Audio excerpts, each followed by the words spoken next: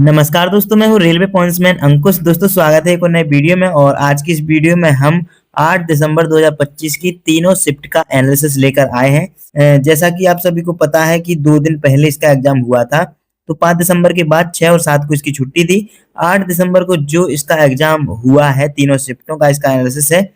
तो जो पहले 27 नवंबर से जब से एग्जाम हो रहा है, जो चीजें तब से पूछी जा रही हैं वही सारी चीजें आ रही हैं या फिर कुछ बदलाव इसमें हुआ है, सारी चीजों के बारे में हम बात करने वाले हैं। और साथ ही इंपोर्टेंट टॉपिक्स भी बताएंगे, जो आने वाले एग्जाम्स जिनके हैं उनको क्या करके जाना चाहिए। इसके अलावा हम आपको ओवरऑल लेवल बताएंगे, अटेंडेंस क्या रही है, एग्जाम का पैटर्न अभी क्या रहा है, टाइम मैनेज आप कैसे कर सकते हैं, और आज तीनों शिफ्टों में स्टूडेंट्स का रिएक्शन क्या रहा है, सेफ अटेम्प्ट आज के लिए क्या रहने वाला है, नेक्स्ट शिफ्ट के लिए एडवाइज और ट्रेंडिंग जो टॉपिक्स हैं उनके बारे में हम बात करेंगे। और आप सभी के मन में एक डाउट चलता होगा कि ये सारी चीजें मुझे कहाँ से पता चलती हैं। देखो, वैसे तो रेलवे ने बंद कर दिया है रिव्यू की, कोई भी सेंटर पे जाके रिव्यू नहीं लेगा। फिर भी 2-3 ऐसे यूट्यूबर हैं जो सेंटर पे जाके स्टूडेंट का रिव्यू ले रहे हैं। तो वहां से जब मैं 5-6 वीडियो देखता हूँ, हर एक शिफ्ट की जितनी भी वीडियो वहां पे हमें 2-2 3-3 मिल जाती हैं, तो उनके जो रिव्यूज मैं देखता हूँ उसी के अनुसार ये सारी चीजें मैं आपको बताता हूँ। तो आज का जो ओवरऑल लेवल है वो मैथ में इजी टू मॉडरेट ही रहा है, रीजनिंग में भी इजी टू मॉडरेट ही रहा है। ज्यादातर क्वेश्चन मैथ और रीजनिंग के इजी इजी आए हैं। इसके अलावा कुछ क्वेश्चन मॉडरेट आए हैं। मैथ में कैलकुलेटिव थोड़ी मैथ आती है, तो इसके लिए आपको कैलकुलेशन अपनी मजबूत करनी होगी। साइंस का जो लेवल है वो थोड़ा मॉडरेट रहता है, जिसमें आप 25 क्वेश्चन में से 15 क्वेश्चन तो आसानी से बना लोगे, लेकिन बाकी के जो 10 क्वेश्चन है 10 में से 5 क्वेश्चन मॉडरेट लेवल के आएंगे, 5 थोड़े ऐसे आएंगे जिन्होंने डीपली अच्छे से सिलेबस को कंप्लीट किया होगा। लेकिन आसानी से 18 से 20 क्वेश्चन आप आराम से अटेम्प्ट कर लोगे। करंट अफेयर की बात करें तो देखो, इजी बिल्कुल भी करंट अफेयर नहीं आ रही है।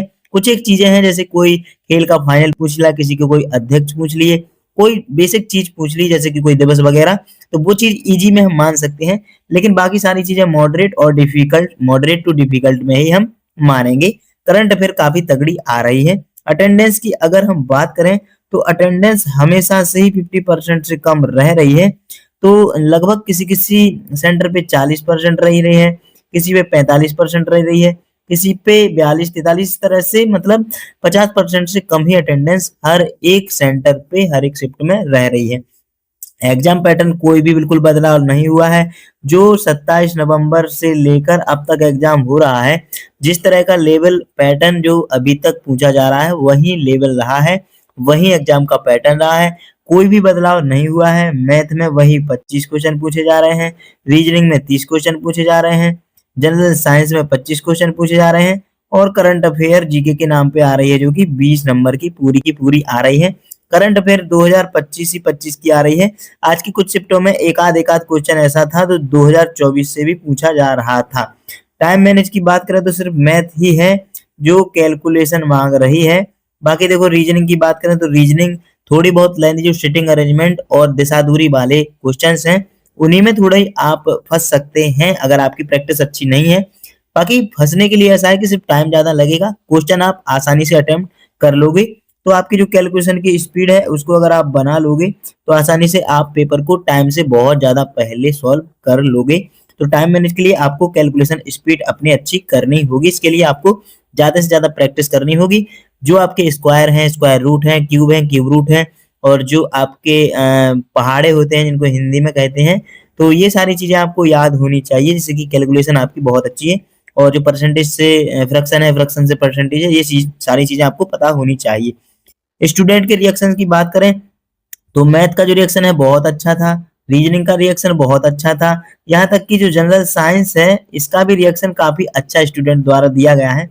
लेकिन करंट अफेयर में देखो, कुछ तो चीजें ऐसी हैं कि जो स्टूडेंट वहां पे रिव्यू देते हैं, तो जो स्टूडेंट कुछ जैसे कि पढ़ाई में तो अच्छे होते हैं लेकिन बोल नहीं पाते हैं, तो वो स्टूडेंट रिव्यू नहीं दे पाते हैं।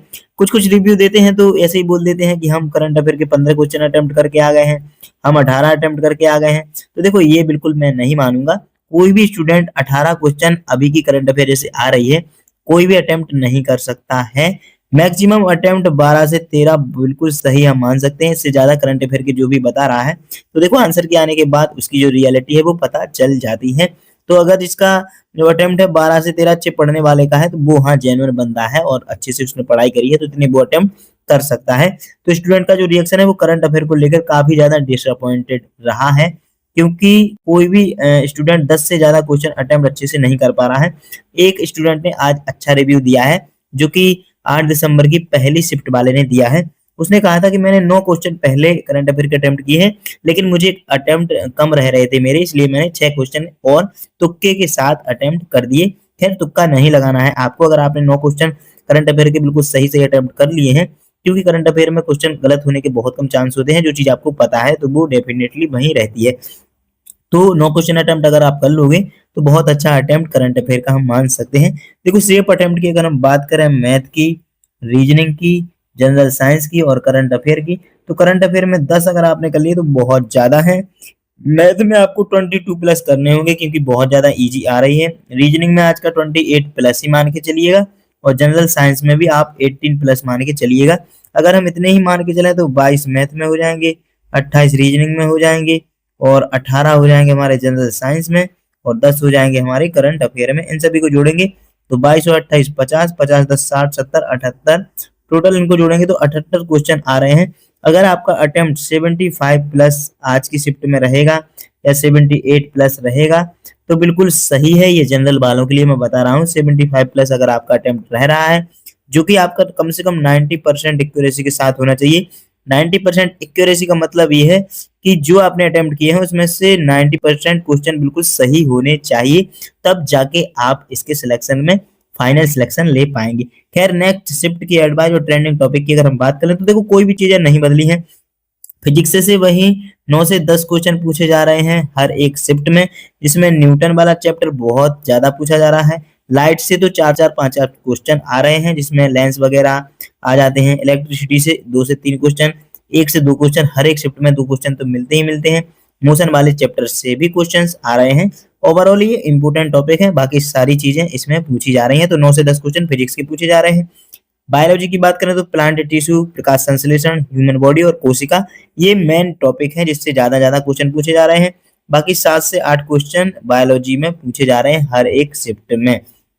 केमिस्ट्री में सिर्फ 3 ही टॉपिक में बताऊंगा। इसके अलावा मैं पेरियोडिक टेबल की भी बात करता हूँ। पेरियोडिक टेबल, खैर वो डायरेक्ट क्वेश्चन तो सिर्फ एक ही शिफ्ट में मैंने देखे थे, जो मैं 2 बता रहे थे, लेकिन पेरियोडिक टेबल से क्वेश्चन इस तरह से बन जाते हैं कि उससे रिलेट करके किसी और टॉपिक से क्वेश्चन पूछ लिए जाते हैं। तो पेरियोडिक टेबल, कार्बन, अम्ल, क्षार, लवण और समीकरण, ये 4 आपको केमिस्ट्री में करके जाने हैं। इससे भी लगभग 8 क्वेश्चन हर एक शिफ्ट में केमिस्ट्री से आते हैं। अब अगर हम करंट अफेयर की बात करें तो करंट अफेयर ज्यादातर 2025 की ही पूछी गई है। आज सिर्फ एक क्वेश्चन बता रहा था, जो अच्छे से जिसने रिव्यू दिया वही बता रहा था कि 2024 का एक क्वेश्चन पूछ लिया गया था। बाकी सारे 19 के 19 क्वेश्चन 2025 से ही आए हैं, और क्वेश्चन ज्यादातर जनवरी से लेकर जून तक आज की शिफ्टों में पूछे गए हैं। स्पेशली 2 शिफ्टों में, जिसका रिव्यू मैंने बहुत अच्छे से देखा था। जनवरी से जून तक के ज्यादा क्वेश्चन आए हैं, लगभग 10 क्वेश्चन इन्हीं महीनों से आए हैं। बाकी सारे जो क्वेश्चन है, एक उसमें 2024 का वो बता रहा था, और बाकी सारे जो क्वेश्चन है लगभग जुलाई तक के भी पूछे गए हैं, अगस्त तक के भी पूछे गए हैं। तो मैं आपसे शुरू से कह रहा हूँ कि जनवरी से लेके आप अगस्त तक की करंट अफेयर को कंप्लीट कर लीजिएगा। 2025 की मैं बता रहा हूँ, तो सिर्फ 8 महीने की आपको करंट अफेयर अच्छे से कंप्लीट करनी है। इसके लिए आप स्पीडी वाली बुक ले सकते हैं। खैर, जिनका समय कम से कम 10 दिन अभी एग्जाम के लिए है, अभी जिनकी एग्जाम की सिटी और डेट नहीं आई है, वो ये काम अभी से भी कर सकते हैं स्पीडी वाली बुक लेकर। खैर, मैराथन क्लास से कुछ लोग कह रहे हैं कि मेरे 6 क्वेश्चन 7 क्वेश्चन 10 क्वेश्चन तक फंस रहे हैं। खैर, ऐसा होता नहीं है। कितनी भी मैराथन क्लास देख लो, 10 क्वेश्चन आप एक मैराथन क्लास से नहीं फंसा सकते हो। इसके लिए आपको डिटेल में पढ़ना होगा। तो या तो कोई भी आप बुक ले लो, इंग्लिश वाले हो तो इंग्लिश वाली ले लो, हिंदी वाले हो तो हिंदी मीडियम वाले ले लो। मैं स्पीडी वाली बुक को बहुत ज्यादा अच्छे से प्रेफर करता हूँ, क्योंकि उसमें हर एक चीज अच्छी डिटेल में दी रहती है। बाकी कुमार गौरव सर की भी जो मंथली मैगजीन आती थी, अभी मुझे पता नहीं आती है नहीं आती है, अगर उनकी आप मैगजीन ले लोगे तो जनवरी से लेके जून तक की तो आपको डेफिनेटली पूरी कंप्लीट करके जाना है। इसके अलावा जुलाई और अगस्त की भी आपको बिल्कुल कंप्लीट करनी है। किसी किसी शिफ्ट में सितंबर तक का कोई क्वेश्चन पूछ लेते हैं, जैसे कि हाल ही में कोई खेल के क्वेश्चन है जो अवार्ड मिले हुए हैं, इनसे आ जाते हैं। तो इंपोर्टेंट टॉपिक है अवार्ड, इनको आपको कंप्लीट करना है। खेल, इससे तो भाई साहब 2 क्वेश्चन हर एक शिफ्ट में देखने को मिल रहे हैं। पुरस्कार से भी 2 क्वेश्चन देखने को मिल रहे हैं। स्कीम और सबमिट है, इससे भी एक ना एक क्वेश्चन आ जा रहा है। बजट से भी एक ना एक क्वेश्चन आ जा रहा है। इसरो, डीआरडीओ और सीडीएस सीजीए से भी आज क्वेश्चन आए हुए हैं। तो ये सारी चीजें करंट अफेयर में है। मैथ के अगर हम इंपोर्टेंट टॉपिक की बात करें तो profit and loss, mensuration, CI and SI, time speed and distance, time and work और ट्रिग्नोमेट्री और अलजेब्रा, इन टॉपिक से बहुत ज्यादा मैथ के क्वेश्चन पूछे जा रहे हैं। अब अगर हम रीजनिंग की बात करें तो रीजनिंग जो 2022 की रीजनिंग थी, जिसने भी इसकी 99 शिफ्टें जो हुई थी 2022 की, जिसने भी ये सारी शिफ्टें रीजनिंग की प्रैक्टिस करके जो एग्जाम देने जा रहा होगा, उसको डेफिनेटली मैं कह रहा हूँ कि 30 के 30 क्वेश्चन वो अटेम्प्ट करके आएगा, एक भी क्वेश्चन उसका मिस नहीं होगा। क्योंकि जिस लेवल की रीजनिंग 2022 में आई थी, उस लेवल की रीजनिंग ना तो अभी तक रेलवे ने पहले पूछी थी और ना ही आगे उसके बाद पूछी है। तो जिसमें जो इम्पोर्टेंट टॉपिक्स हैं, वो पहला तो है सिटिंग अरेंजमेंट, दूसरा है कोडिंग डिकोडिंग, तीसरा है ब्लड रिलेशन, चौथा है बोर्ड मास और उसी के साथ दिशा और दूरी के भी क्वेश्चन बहुत ज्यादा इस 2025 वाले एग्जाम में पूछे जा रहे हैं। तो यही सारी चीजें थी आज की एग्जाम की एनालिसिस में। 8 दिसंबर की एनालिसिस है। इसी प्रकार और भी एनालिसिस देखने के लिए चैनल से जुड़े रहिएगा। और आज की जो शिफ्टें हुई हैं, इसमें पहले की शिफ्टों के मुकाबले कोई भी बदलाव ज्यादा नहीं हुआ है। जो चीजें चल रही थी वही चीजें चलेंगी आगे भी, उम्मीद है। बाकी जो सेकंड फेज इसका आने वाला है, उसमें हो सकता है कुछ बदलाव करें, हो सकता है करंट की उसमें जीके भी पूछ सकते हैं। खैर ऐसा होने के बहुत कम चांस है। करंट अफेयर अगर पूछ रहे हैं तो हर एक शिफ्ट में आप करंट अफेयर ही पूछेंगे, नहीं तो फिर नॉर्मलाइजेशन में बहुत ज्यादा फर्क पड़ जाएगा।